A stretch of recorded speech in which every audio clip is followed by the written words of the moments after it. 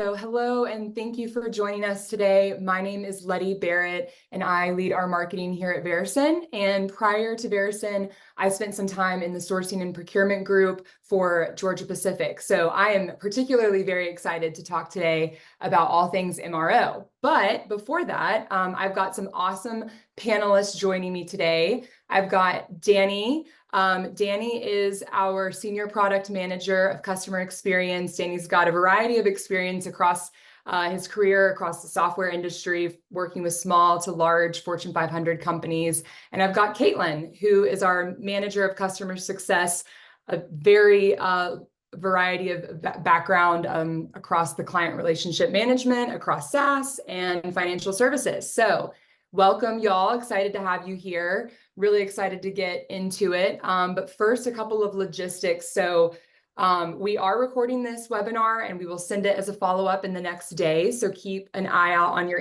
inboxes. And then also, as we're having our discussion today, if you have any Q&A that you'd like to submit, feel free to leverage the Zoom Q&A function down at the bottom of your screen, and we will have some time dedicated towards the end for Q&A.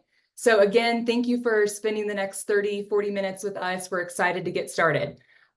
So to kick us off, we are talking about MRO. So when I say MRO, I'm talking about the maintenance, repair, and operating supplies that it takes to keep your machines up and running. So whether you call it MRO inventory, spare parts, operational spares, we're talking about those critical materials to keep your supply chain running.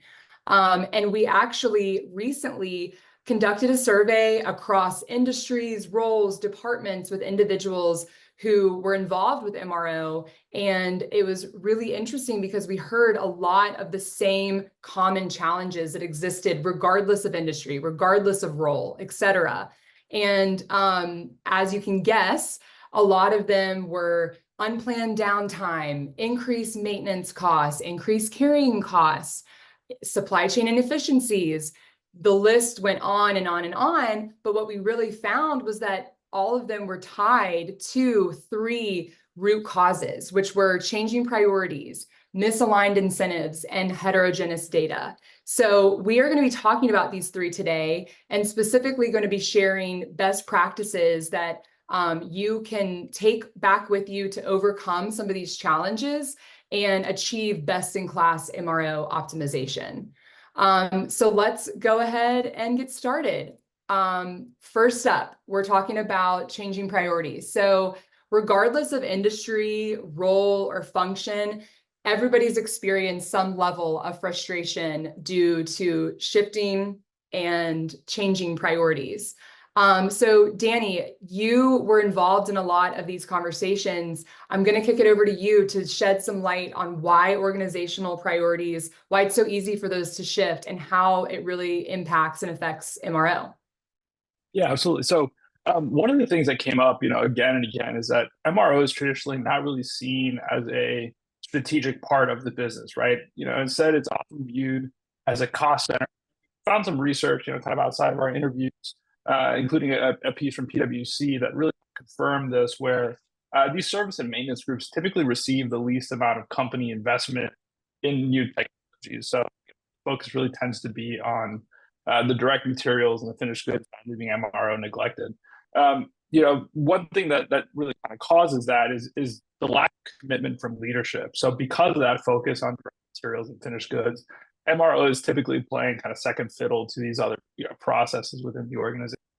And an option here is really you end up with these really reactive business practices because you're not really kind of partially prioritizing. It leads to reactive maintenance practices. So that's spikes in unplanned downtime. That's where you see, your increases in maintenance costs, your increased inventory carrying costs.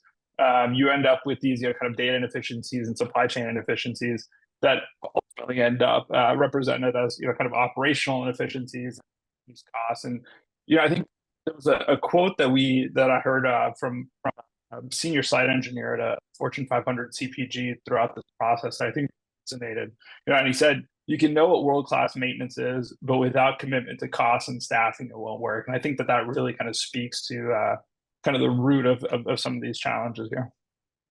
Yeah, absolutely. That's really helpful to hear. It makes a lot of sense. And, as we are looking across the landscape, it is so easy for MRO to take the back seat. It's why it's taken the back seat for so long, because of these shifting and changing priorities, on a list of priorities for an organization. So, Caitlin, I'll now shift it over to you to kind of talk through how did we hear that a lot of these organizations are typically trying to approach their priorities, whether it's MRO specific or a competing initiative with MRO, how are they usually approaching these priorities?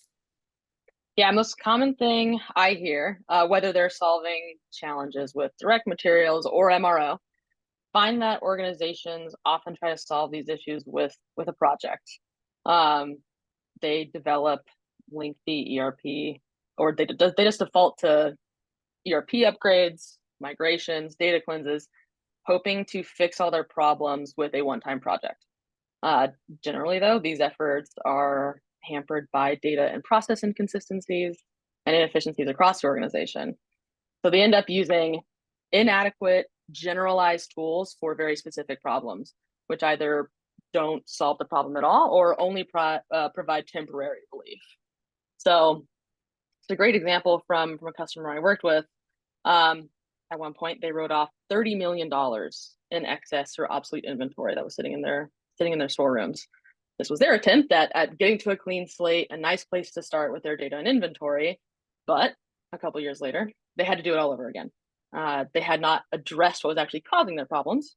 Their systems weren't giving them the data visibility that they needed to make good decisions and maintain optimal inventory levels. So everything ballooned again, and they had to start back where they were. So these projects, like data cleanses, never truly address the root causes, allowing the problem to just resurface every couple of years. Right. And I'm sure it's far more common than most people want to admit. But I can imagine that is a very common thing across multiple industries, definitely. But I do think that's a great example, and it does highlight the need for a more sustainable and committed approach to be able to address these root causes, because otherwise you're caught in this cycle of having to reprioritize the problem that you solved 4, 5, 6 years ago, or even less than that, but you're caught in this cycle of never actually addressing the root problem, and therefore MRO isn't able to get any attention, and resources aren't able to spend money and time and effort to really focus on MRO and optimize MRO. So Danny, you mentioned the lack of leadership commitment being such a significant challenge for MRO. What can be done? How do you position MRO as a strategic initiative for the business, for those on the phone that are feel like they're screaming that MRO needs the attention and it deserves the attention? What are some realistic steps that they could take to better position MRO as a strategic function with their leadership? Yeah, no, that's a great question, Letty. So, the interesting thing is MR really touches onto a lot of departments, right? Procurement, operations, maintenance, reliability. All these different groups are involved and have, some skin in the game in terms of making sure that MRO is a successful part of their business. And, something that these folks can do is work together to establish a kind of a cross-functional steering committee, or, kind of a coalition between these different departments, to make sure got everybody's voice kind of represented, and from there really start focusing on developing a comprehensive MRO policy. So I think kind of the first big step to getting away from the reactive is being very intentional about how you want to handle MRO, and that starts with coming up with that policy, and then from there you can really implement kind of a continuous improvement program. You're not going to make a transition overnight necessarily, so you need to make sure that you've got steps in place and checkpoints, and sure that you're getting closer and closer and closer kind of to that. Absolutely. I know I specifically was in the MRO space in my sourcing and procurement role, and it's so easy to operate in a silo. You're needing to absolutely tie MRO to a larger business objective, for example, operational efficiency, so that it can be seen as a more strategic initiative and a critical initiative that needs to be solved. And regardless of whether individuals have current programs in place, like a continuous improvement program or cross-functional steering committee, there's definitely value in reassessing the programs put in place, because likely they've maybe been put in place years ago, and maybe they're not still applicable to the practices that you have today. So highly encourage reevaluating, asking those questions around, is this program, are these policies that we've put in place, are they working for us? Are they still accurate? Caitlin, I'd love to hear, and I've already jumped ahead on the slide. Sorry to steal your thunder. My mouse clicked forward too quick, but I would love to hear you talk through what individuals can do and what teams can do once they get this buy-in. Where do you go from here as a next critical step towards working towards that best-in-class MRO optimization? Yeah, once you have that crucial leadership buy-in and commitment, the next step is to work towards centralizing and standardizing your MRO practices across the organization. Decentralized decisions, data, processes, and systems, they all lead to inconsistencies and inefficiencies. Establishing a more unified approach that's led from the top down allows for clearer communication and more effective training of maintenance personnel, which is just going to improve overall maintenance capability. So actually getting there, start with an organization-wide MRO audit, review spare parts and maintenance procedures, and really identify opportunities for standardization. Make sure everyone's on the same page to help the organization understand the current state, as well as where there may be rooms for improvement. Then it's good to start standardizing, developing the standardization to be used. So start with commonly used spare parts and maintenance procedures. And since all stakeholders now understand the current state of the MRO practices, you can better maintain compliance with those standards across all sites and ensure consistency and quality. And then once everyone's on the same page and using those standardized procedures, use MRO management solutions with collaboration capabilities to really keep and drive cross-functional alignment. It's going to ensure that all departments understand what goals they're working towards and can track towards them.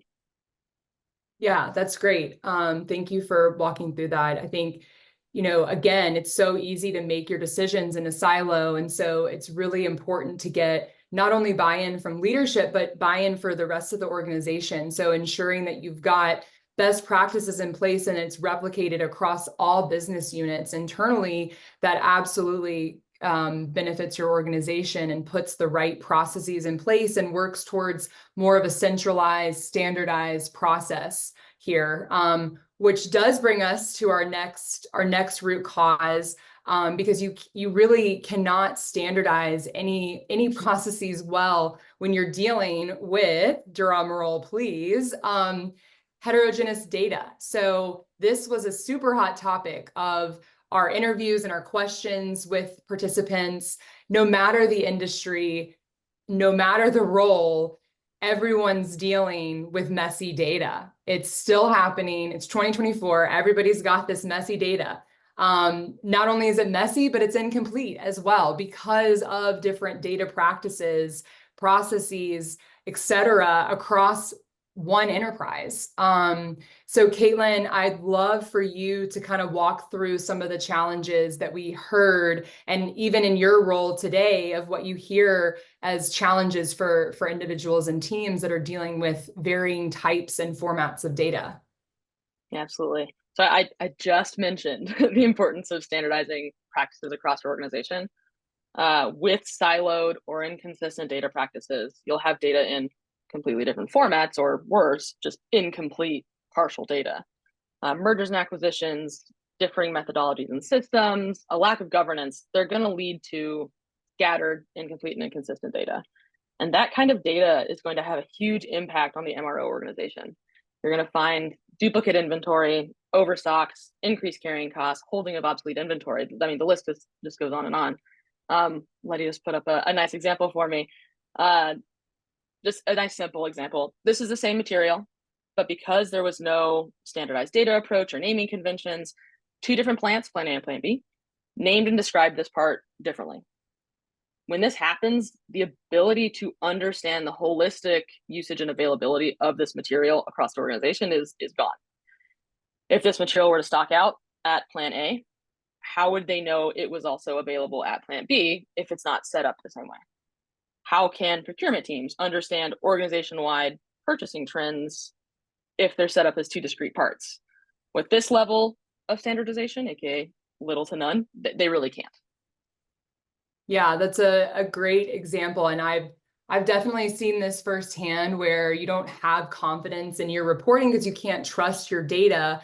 For example, this is actually probably one of the better examples. There's situations where people have used completely different naming conventions. So you could completely categorize an individual item in a different category because of incorrect or poor naming processes. And it absolutely creates a ripple effect across your organization, preventing you from so many things, even outside of MRO management or optimization. And so you absolutely need the trust to be able to know that you have confidence in your data, and you know that the data you're looking at is the truth in order to make your decisions, especially for organizations that have different digital transformation initiatives. This goes even beyond outside of MRO. How can you make progress on any of your goals if you're not confident in the data that you're looking at? So, we've talked about these processes being siloed and the value that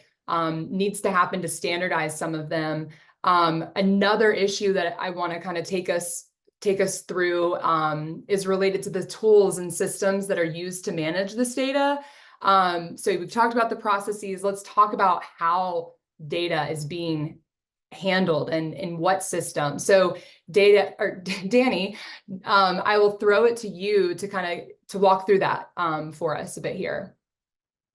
Yeah, no, of course. So, like I mentioned a bit earlier, a lot of MRO organizations are really kind of forced to use tools that are really geared towards the kind of the direct materials market. So that right there is one of the big challenges, is that you're kind of getting a little bit of a square peg round hole situation in terms of the data, or excuse me, the systems you're trying to use for this process. And the other part of that as well, and then something kind of spins out of that is a heavy reliance on manual analysis. We have all been there in that space where you have Excel file update, Excel file update two, and you have these kind of multiple versions of these different spreadsheets that you've pulled from ERP or something like that, and you're sharing those around via email. And what that ends up doing is it leads to inconsistencies, and it creates kind of multiple versions of the truth between different departments, which can make collaboration really hard. And that's something that's also exacerbated by a lot of these tools, is they're not really built with collaboration in mind.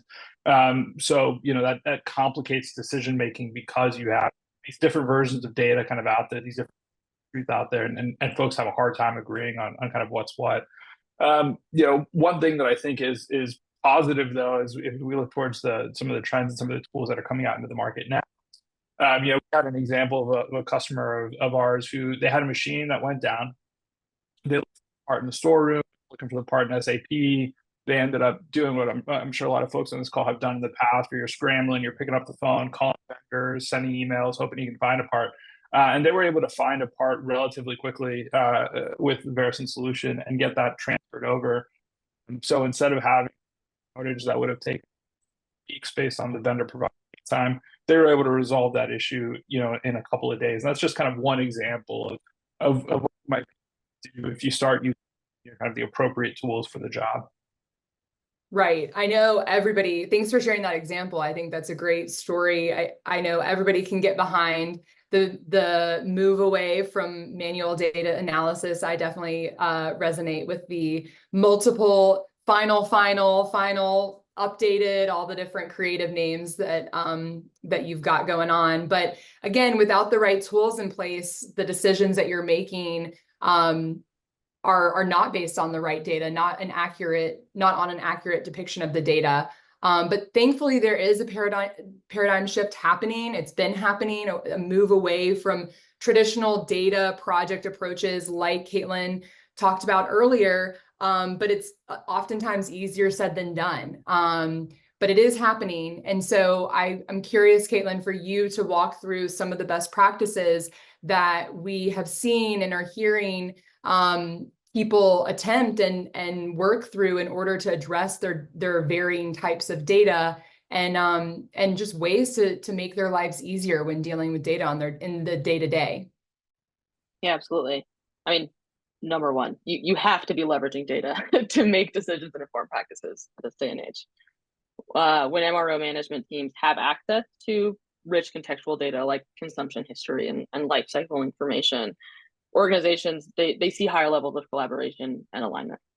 Embracing recent technological advancements can allow organizations to be more competitive by using data and digital capabilities to really revolutionize their MRO practices. And ultimately, you have to be more proactive, approaching maintenance, inventory purchasing, and management more strategically comes with a lot of benefits. You got optimized inventory, accurate demand forecasting, efficient maintenance scheduling, I mean, and more. But to really start using data to its fullest, I know I keep going back to standardization, but establish a data governance process and compliance standards.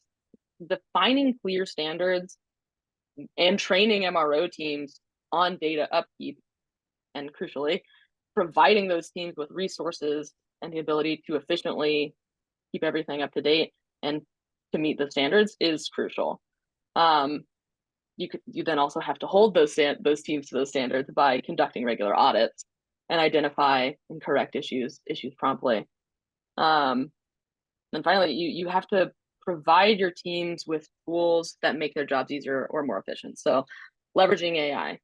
Platforms driven by AI can enhance decision making just across the board. And I know Danny just mentioned it, but equip your teams with tools that are purpose-built for MRO. They're going to provide deeper insights and more accurate predictions than manual processes or tools that have been kind of retrofitted. Yeah, that's great. I think it's very clear that the move towards investing in the right tools is something that's top of mind for organizations, and not just doing a Band-Aid fix that's going to leave you with the same challenging processes and data. I think it's extremely important to call out here, there's many failed tech implementations that occur because people apply advanced technology, be it AI or something else, but they apply it and then they don't reassess their processes that are in place. And so it's really, the garbage in, garbage out. I know we're all familiar with that. But you've really got to make sure that you're investing in the right tools that are purpose-built to solve your problems.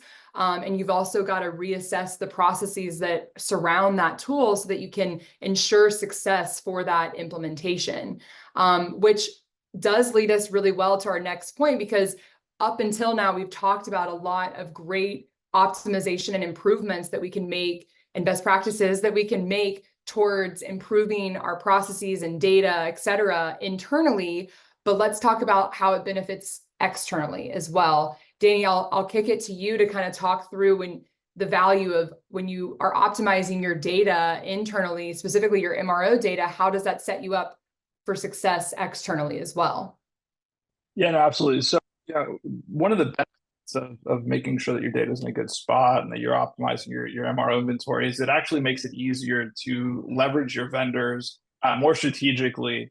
And vendors are a great tool for enhancing kind of your MRO processes. Not only are they a great source of material data and inventory data, descriptions and things like that, but also closer collaboration with your vendors can help ensure that inventory levels are managed more proactively and are actually more closely aligned with your actual demand. So you can tap into that expertise and that innovation that those vendors bring to the table, and you can adopt new strategies and solutions, and some tried and true strategies, but using them kind of in new ways or in more expansive ways, right? So some really practical examples of this are implementing VMI programs. So you can work with your key suppliers to optimize your inventory levels and improve that replenishment process, and really quickly get a bunch of inventory kind of off your books, but still available to your team. And so it's where you need it, but you don't worry about that carrying cost.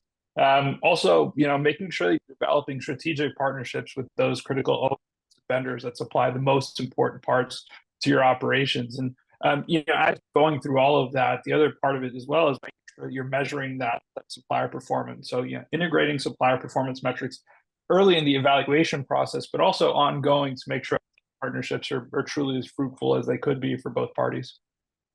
Yeah, that's great. I'm glad that you mentioned that, because I think that one of the biggest learnings from conducting the survey and us writing this white paper was just around the amount of potential value that many organizations leave on the table. And I think leveraging your vendor partnerships to its fullest potential is a great example of that. So I think in order to do that, though, you've got to get your data in a good spot. You've got to be leveraging the right systems and tools to do so, but it does set you up for success to be able to implement a VMI program like Danny outlined just a minute ago.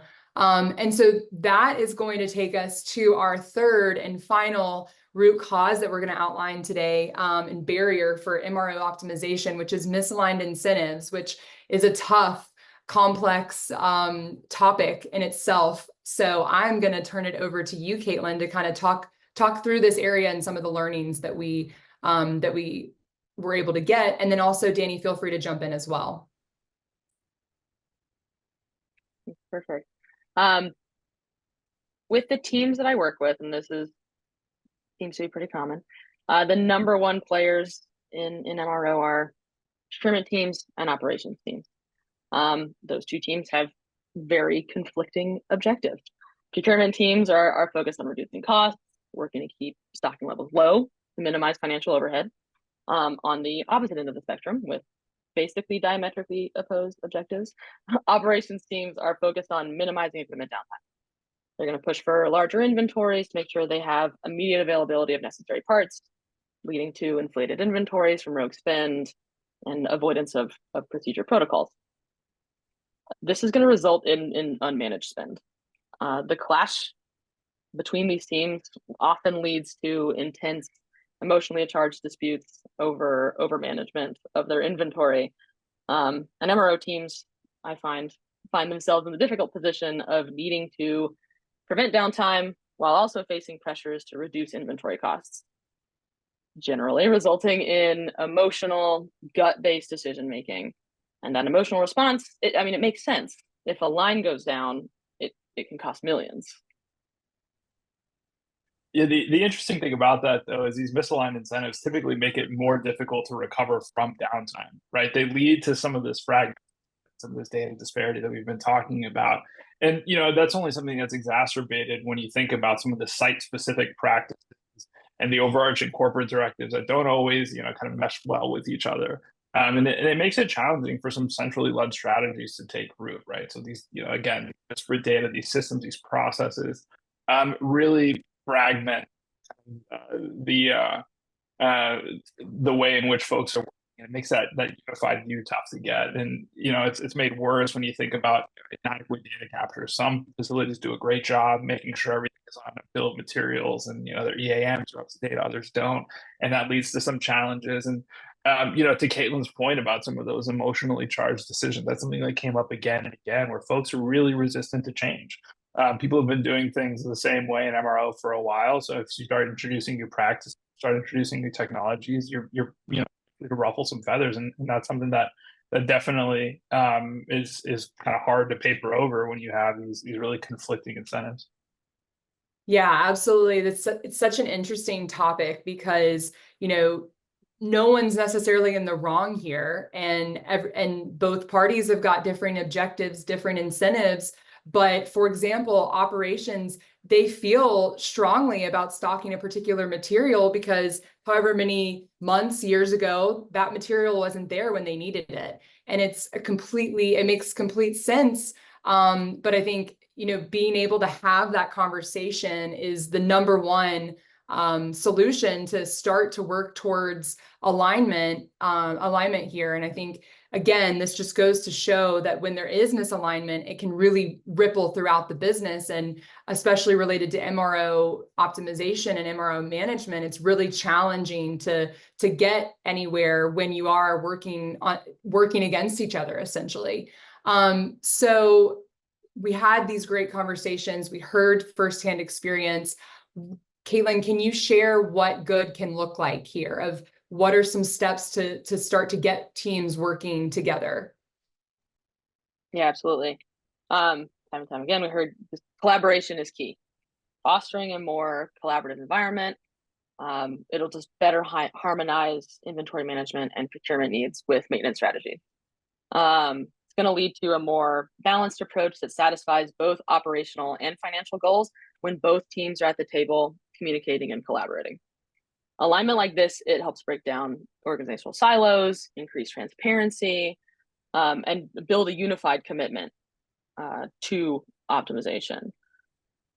So just a quick example. Company I work with, a large flooring manufacturer, a couple years ago, they started some multi-year MRO initiatives that were ultimately led by their procurement team, looking to reduce inventory, generate cost savings, and reduce number of vendors, duplicate SKUs, et cetera. Just really ultimately change the way they manage their MRO inventory from the bottom up.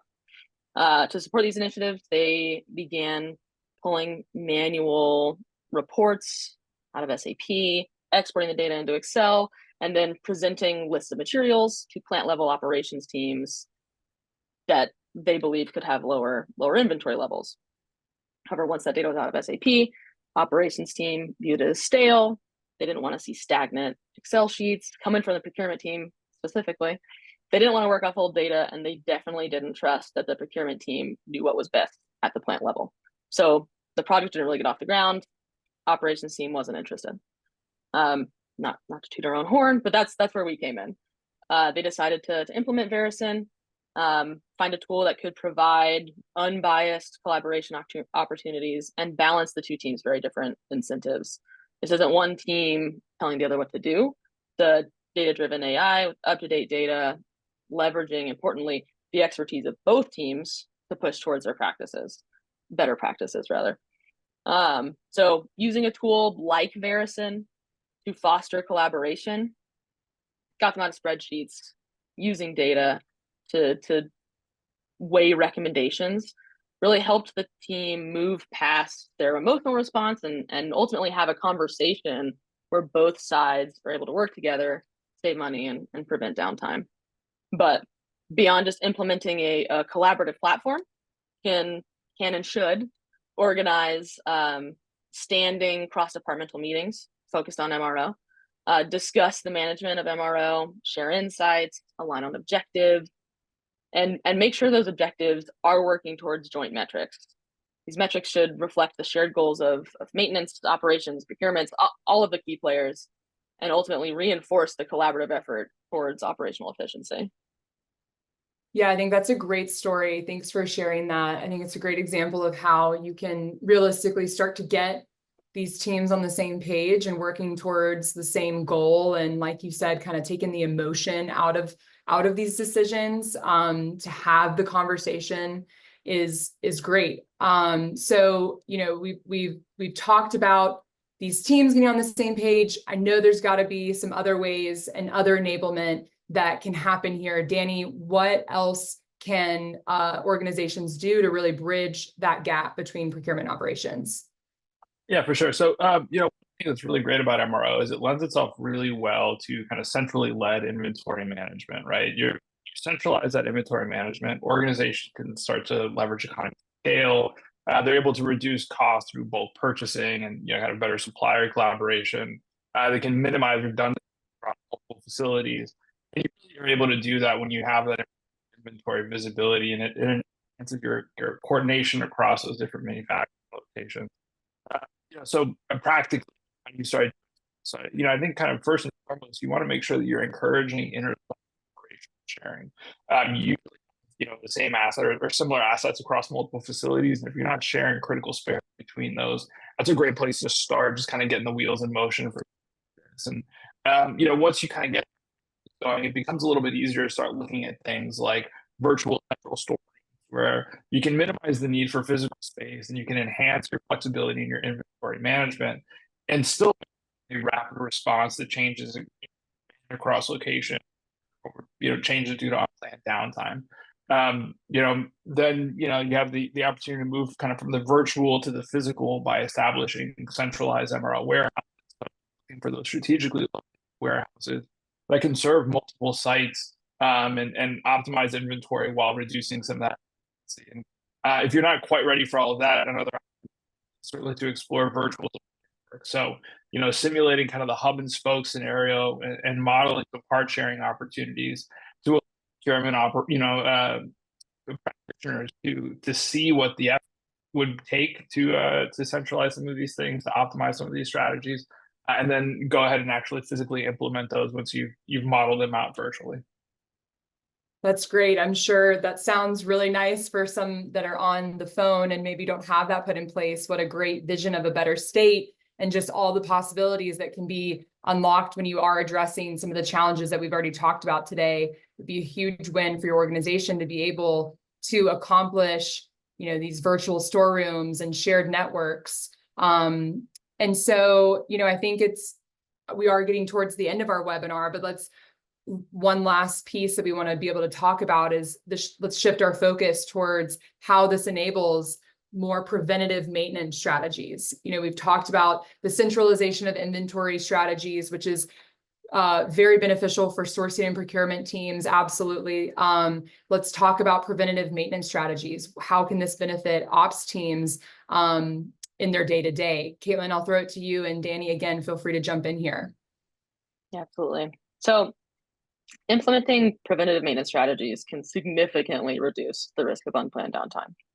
According to a recent Forbes article, the average manufacturer confronts 800 hours of equipment downtime a year. That's 15 hours a week. But studies have shown that preventative maintenance, it can reduce the risk of unplanned downtime by up to 60%. Preventative maintenance is going to allow for early identification and resolution of any potential equipment failures before they escalate to more severe problems. So acting proactively is going to reduce both downtime and costs. It's going to allow for longer machine lifespan and optimized workflow and resource allocation. Yeah, so I think some practical next steps. Let us kind of pull on the slide, but definitely developing a comprehensive asset management strategy, right? So if you can incorporate predictive and maintenance and into your flow, you're able to extend that asset life, really improve the reliability. Again, making sure that you're using the right tools for the job. So integrating predictive analytics tools with your maintenance management so can help forecast those needs and really optimize scheduling. And then, finally, looking at things like Internet of Things and deploying sensor-based monitoring systems to gather that real-time intel and that real-time performance data, you have a better sense of when those assets are likely to fail, and you can go ahead and do some of that maintenance beforehand instead of waiting for that failure event. So, you can adopt those different strategies, kind of combine that with some of the centralized inventory management, some of the collaborative practices that we've been talking about. And, organizations can, from there, really achieve, kind of a unified commitment to operational excellence and significantly improve their MRO processes as part of that. Nice. Thank you so much for both of you. I think it's very clear that centralizing inventory management, enhancing collaboration, implementing preventative maintenance strategies are all incredible efforts that just progress an organization towards MRO optimization and achieving that best-in-class MRO optimization. So thanks for talking through that. So we just have a few minutes left. I think we just have time for maybe one question. I see this one here in the chat. I will actually throw this to you, Caitlin. So how does the success or failure of implementing new technology rely on the adoption of its users? Yeah, so success definitely relies pretty heavily on the end user just taking advantage of what new technology can offer. But more importantly, I feel like if a new piece of technology is implemented without the level of organization-wide MRO buy-in that we've talked about, the end users are far less likely to embrace a new tool. So folks at all levels of the organization, even if they aren't using the tool every day, like others may be, need to understand what that new technology brings to the table and how it can impact their MRO goals. Yeah, absolutely. And we'll just go ahead and ask this last question and then we'll wrap up. But Danny, I'll throw this one to you. How do I ensure AI isn't making any changes that I don't want in my systems? Yeah, no, absolutely. That's a great question, and I think that's where to take Caitlin's phrase, and that's a toot our own horn, right? Like I think it's important to make sure that you're working with a provider that still allows you to maintain, kind of a human in the loop, right? You need to make sure the changes that are being made are the ones that you want. AI is great for helping you deal with data. It's great for helping you automate, kind of repetitive, redundant tasks. But you need to make sure that you have those checks in place to make sure that what's happening in your systems is actually indeed what you want to have happen. Yeah, absolutely. So no matter where you are on your journey to MRO optimization, I hope and we hope that you can take some of these best practices back to your teams, back to your organization, and start to think about them and implement them. And again, no matter where you are, we would love to be able to talk with you.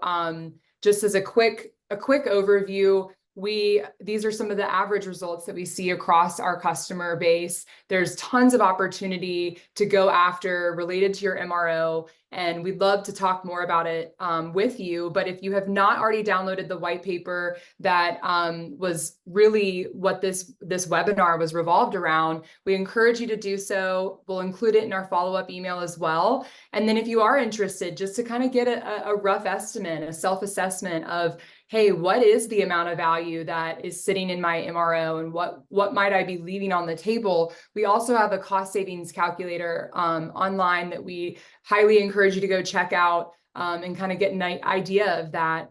So thank you everybody for joining us today. We really appreciate it. Thank you, Danny and Caitlin, for joining us and sharing these great insights. Again, we'll be following up with an email that has the recording and a couple of resources for those interested. We hope everyone has a great rest of their day. Thank you.